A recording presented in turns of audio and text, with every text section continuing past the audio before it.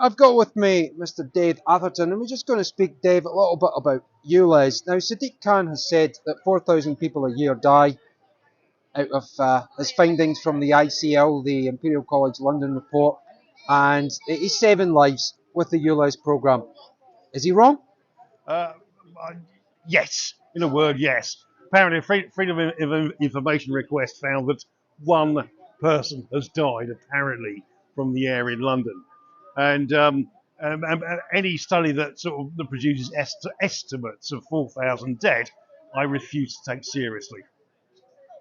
Right, well, that's fair enough. That is fair enough, and it is disputable, even though the Chief Medical Officer, Chris Whitty, has put his name to it. Now, Chris Whitty doesn't have the best track record. Is that fair to say? Well, are you telling me that Chris Whitty is the sage and the guru on death from COVID and estimates on the epidemiology after the pandemic?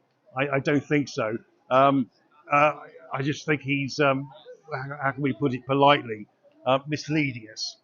He's misleading us. Now, there is a group that are based in Bromley and Kent, but they've expanded around London, and these people, obviously, we're not going to condone any of their acts, but they're actually cutting down innocent, harmless ULEZ cameras. What's behind the motivation, I guess? The thing with the ULEZ cameras is it puts the poor in London at the most disadvantaged.